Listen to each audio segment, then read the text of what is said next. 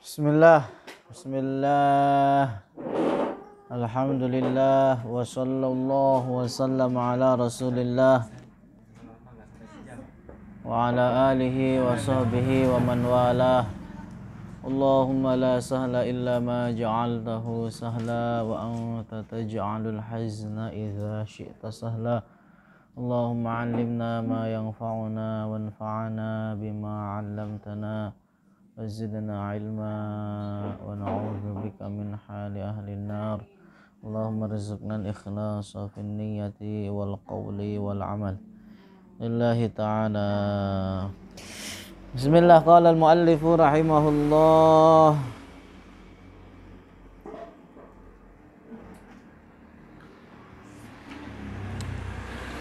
soal takallam ala anwa'il bid'ah. Jelaskan tentang macam-macam bid'ah. Wa mad dalilu ala wujudi bid'atin hasanah. Dan sebutkan dalil tentang adanya bid'ah hasanah. Dan sebutkan dalil tentang adanya bid'ah hasanah. Sila lapo mana?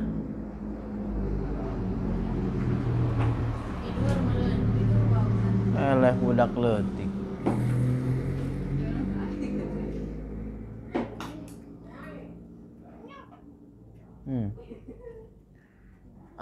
Al-jawab, al-bid'atu lughatan, bid'ah secara bahasa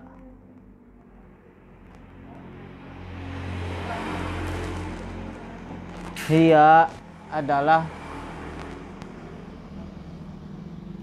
kullu ma uhdisa ala ghairi misalin sabiqin,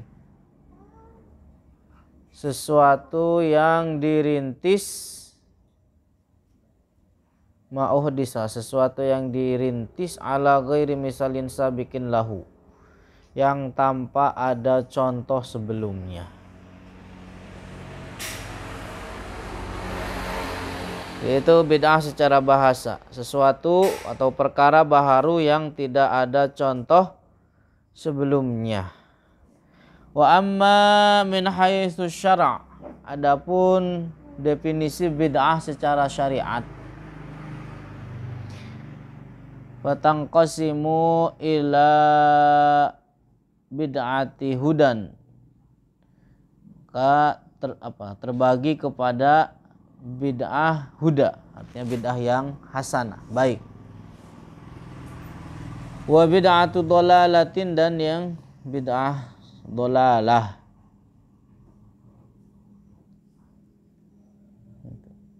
Apa lantas definisinya bid'ah secara syariat? Adalah sesuatu yang tidak terdapat baik di dalam Al-Quran ataupun di dalam hadis. Nah, udah kita jelaskan bid'ah secara bahasa, bid'ah secara syariat, dan pembagiannya kepada dua bagian. Bid'ah hudan atau bid'ah hasanah, dan yang kedua bid'ah dhalalah. Apa tadi definisi bid'ah secara syariat, Ri? Sesuatu sesuatu yang tidak terdapat di dalam artinya perkara baharu yang tidak terdapat di dalam Al-Quran ataupun di dalam hadis. Qala ta'ala, firman Allah ta'ala, wa rahbaniyatan ibtada'uha ma katabnaha 'alaihim illa ibtigha'a ridwanillah.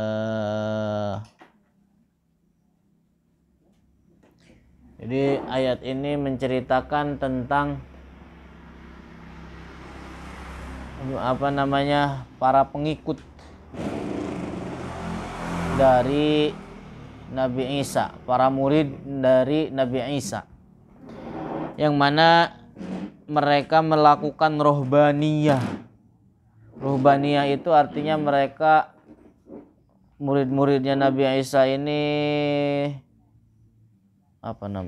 memokuskan diri untuk menyibukkan diri untuk beribadah hingga akhirnya mereka tidak menikah. Gitu. Gitu, Di. Mau kayak gitu? Boleh, di dalam syariat kita boleh. Tidak menikah boleh. Fokus ibadah, ngaji, baca Quran. Boleh begitu. Nah, jadi apa? Para pengikut atau murid-muridnya Nabi Isa itu memulai perkara baharu ini. Mereka tidak menikah. Tujuannya apa? Untuk fokus ibadah. Yang mana hal ini tidak diajarkan oleh Nabi Isa. Tujuannya apa? Illa ibtigha'a ridwanillah. Hanya untuk mendapatkan keridhaan Allah. Jadi itu boleh di dalam syariat Nabi Isa. Dan sebagaimana juga mereka tidak menganggap hal itu sesuatu yang haram. Jadi menikah itu enggak dianggap haram, boleh nikah di dalam syariat. Keyakinan mereka para muridnya Nabi Isa itu boleh. Cuman mereka meninggalkan itu. Tujuannya apa? Tadi untuk terfokus ibadah. Begitu juga di dalam syariat kita. Jadi di sini barangkali ada yang tidak ingin menikah, ya boleh.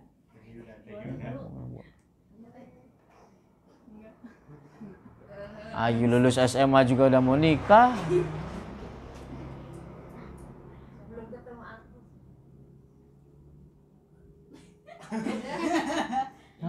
Kau Ustaz nikah. Al-hadis. Jadi Al-hadis. Terus man sanna, dalilnya dari hadis apa? Jadi mereka itu merintis sesuatu yang baru tuh, baik kan? Terfokus untuk ibadah baik. Itu tapi tidak diperintahkan oleh Nabi Isa. Artinya mereka memulai sesuatu yang tidak diajarkan Nabi Isa, tapi itu adalah baik. Tidak keluar dari ajaran syariatnya Nabi Isa.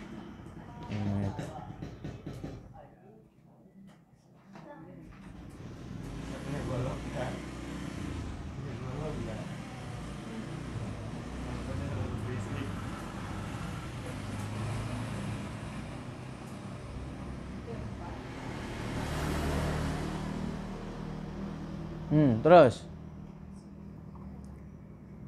Al-hadis. Man sanna fil islami sunnatan hasanatan, orang yang merintis perkara baharu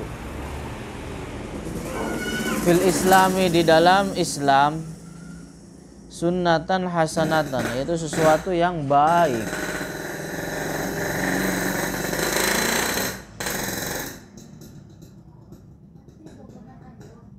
Falahu ajruha, maka dia mendapatkan ganjaran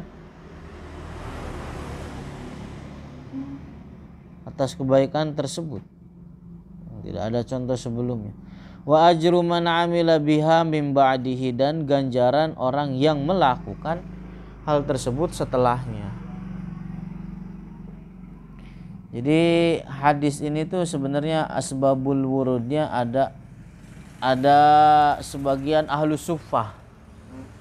Ahlus suffah itu adalah para sahabat yang miskin banget, nggak ketulungan miskinnya, fakirnya. Jadi pakaian mereka itu dari bulu kambing. Kalau datang musim hujan, bau. Itu ahlus suffah. Tapi mereka adalah orang-orang yang kuat dalam ibadah. Nah, datang ahlus suffah kepada Rasulullah, mengadu terhadap Rasulullah bahwa mereka nggak punya makanan, mereka nggak punya pakaian. Hingga akhirnya wajah Rasulullah berbeda, wajah Rasulullah berubah. Kemudian menyeru kepada manusia motivasi atau berkhutbah lah bahasanya memotivasi mereka untuk apa? Mengumpulkan sedekah. Hingga akhirnya orang-orang bersedekah, ketika itu terkumpullah banyak sekali. Hasilnya kemudian apa? Kembali ceria Rasulullah. Kembali ceria atas apa yang dilakukan oleh para sahabat tersebut. Hingga akhirnya Rasulullah mengatakan man sanna fil islami sunnatan hasanatan. Ada orang yang merintis perkara baharu di dalam Islam. Hadisnya gimana? Di dalam Islam. Islam tidak hanya ada di zaman Rasulullah. Ya kan? Islam tidak ada hanya di zaman Rasulullah. Rasulullah tidak mengatakan man sanna fi hayati, orang yang merintis perkara baharu di dalam kehidupan. Enggak. Tapi apa? Di dalam Islam. Nah itu. Wa qad ahdasa sahabatu min ba'dihim wa man ba'dahum, dan telah merintis banyak para sahabat wa man ba'dahum, dan setelah mereka. Kasiron, banyak. Jadi para sahabat, generasi setelah sahabat itu banyak merintis perkara baharu minal umuril hasanah, yang baik. Artinya perkara baharu yang tidak ada contoh sebelumnya, dan itu adalah sesuatu yang baik fiddini, di dalam agama. Banyak. Di antaranya apa? Di zaman sahabat Abu Bakar itu mengumpulkan Al-Quran. Mengumpulkan Al-Quran di dalam satu rumah. Baru dikumpulkan doang, belum dijadikan lembaran. Dikumpulkan setelah peperangan melawan orang-orang murtad. Kemudian di zaman Sayyidina Umar mengumpulkan semua manusia di dalam satu imam untuk taraweh, melakukan sholat taraweh. Jadi tadinya para sahabat itu sholatnya sendiri-sendiri. Kemudian dikumpulkan oleh Sayyidina Umar, dijadikan satu imam, di belakang satu imam. Kemudian ketika Sayyidina Umar melihat kejadian tersebut, bahwa umat Islam sholatnya rapi, bareng, berjamaah, mengatakan apa? Ni'mal bid'atu hadhihi. Jadi sebaik-baiknya bid'ah adalah ini. Berani orang Wahabi mengatakan Sayyidina Umar pelaku bid'ah yang berhak masuk dalam neraka. Auzubillah. Berani mereka mengatakan demikian. Mengatakan terhadap Sayyidina Umar sesat. Berani orang Wahabi mengatakan demikian karena melakukan perkara baharu yang tidak dilakukan oleh Rasulullah sebelumnya. Mengatakan ni'mal bid'atu hadhihi. Sebaik-baiknya bid'ah adalah ini. Kemudian di zaman Sayyidina Utsman dikumpulkan mushaf Al-Quran di dalam bentuk mushaf, dalam bentuk nasakh, tulisan. Kemudian disebarkan oleh Sayyidina Utsman ke negara-negara. Makanya ada disebut mushaf Utsmani. Ya kan? Itu yang terjadi adalah bahwa mushaf tersebut adalah sejalan dengan apa yang ada di tulisan Sayyidina Utsman. Jadi ada ketika itu disalin 7 atau lebih mungkin, dibagi-bagikan ke negara-negara untuk menjadi pegangan. Nah, kemudian di zaman yang sama pada masa Khalifah Sayyidina Utsman ditambah azan yang kedua dalam sholat Jumat. Adanya dua kali. Adanya 2 kali. Kemudian di masa Khalifah Umar ibn Abdul Aziz dibuat mihrab. Tahu mihrab? Pangimbaran, tempat imam. Jadi masjid itu keluar sedikit. Nah itu namanya apa? Tulis selanjutnya di masa tabi'in, pemberian titik pada Al-Quran. Di zaman sahabat itu nggak ada titik-titiknya Al-Quran, nggak ada harokatnya. Ba amata ya sama, ba ama sa ya sama. Kapan pemberian titik-titik pada mushaf, pada Al-Quran terjadi adalah pada masa tabi'in. Ada seorang tabi'in namanya Yahya ibn Ya'mur. Beliau yang pertama kali merintis pemberian titik dan harokat, Yahya ibn Ya'mur. Ibn Ya'mur atau Ibn Ya'mar. Ibn Ya'mar. Jadi itu. Pemberian titik. Kalau seandainya orang Wahabi anti terhadap bid'ah yang seperti ini, mereka harusnya menghilangkan dulu itu titik-titik pada Al-Quran. Baru teriak-teriak bid'ah. Baru setelah itu bahas tentang bid'ah lah, mereka aja baca Quran masih pada Al-Quran yang ada titiknya. Itu. Hendaknya itu tuh hilangkan dulu titik-titiknya. Baru bicara tentang maulidan. Baru bicara tentang hal-hal yang lainnya.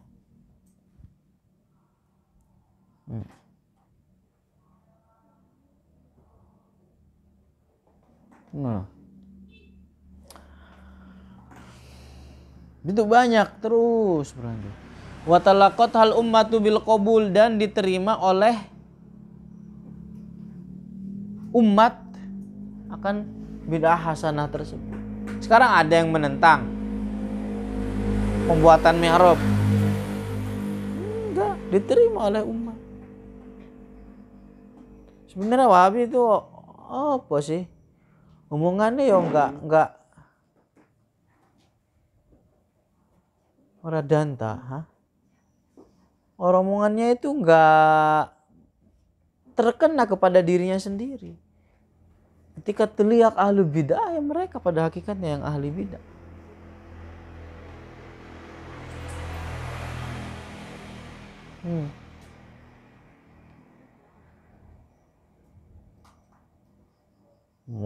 Apa namanya? Kokoh.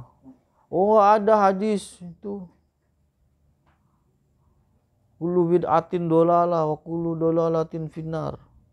Itu kekeh. Kalau mereka bicara tentang bid'ah, wah pasti kekeh dengan hadis ini. Padahal yang mananya nggak seperti apa yang mereka pahami. Jadi otaknya sempit, pemikirannya sempit. Jadi sebelum bahas tentang hadis, tentang ini, tentang itu, kamu baca Quran yang mana? Bilang aja begitu. Ada titiknya apa enggak? Hilangin dulu titik, baru bahas bid'ah. Udah mati kutu digituin juga, Ri. Hilangin dulu itu titik-titik ada dalam Quran, baru sini bahas tentang permasalahan bid'ah. Bahkan Ibnu Taimiyah yang menjadi imam Wahabi atau pentolannya Wahabi, rujukan pusatnya Wahabi, itu mengatakan apa? Tentang peringatan Maulid. Jadi ketika mengagungkan seseorang, perayaan Maulid Nabi, yang mana di situ menetapkan Ibnu Taimiyah adanya pahala. Berani itu orang Wahabi mengatakan Ibnu Taimiyah sesat. Gitu. Jadi kontradiksi antara satu dengan yang lainnya, antara mereka itu menunjukkan bahwa golongan ini adalah tidak beres.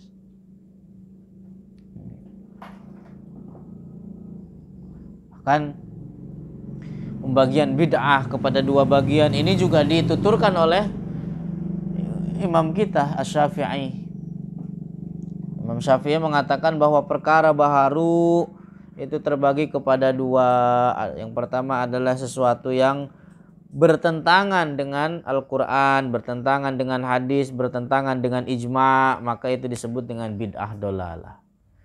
Dan yang kedua adalah sesuatu yang dirintis, perkara baharu yang dirintis dari merupakan suatu kebaikan, tidak bertentangan dengan Al-Quran, tidak bertentangan dengan hadis, tidak bertentangan dengan ijma', maka perkara baru tersebut itu adalah baik dan tidak dicela. Itu kata Imam Syafi'i. Berani tuh Wahabi mengatakan Syafi'i sesat.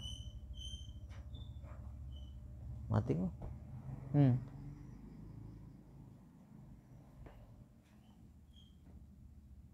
Bahkan ada yang lebih lagi. Ada yang mengatakan para ulama itu ada yang membagi bid'ah kepada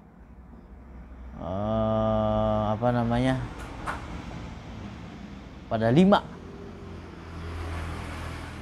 Ada bid'ah wajibah sebagaimana hukum-hukum syariat, ada yang wajib, ada yang sunnah, ada yang makruh, ada yang apa? Ada yang wajib, ada yang haram, makruh,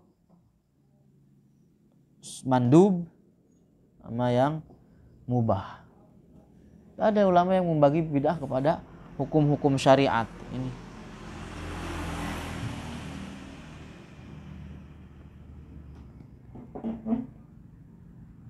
Bagaimana dituturkan oleh Al-Imam An-Nawawi. Wallahu a'lamu bissawab.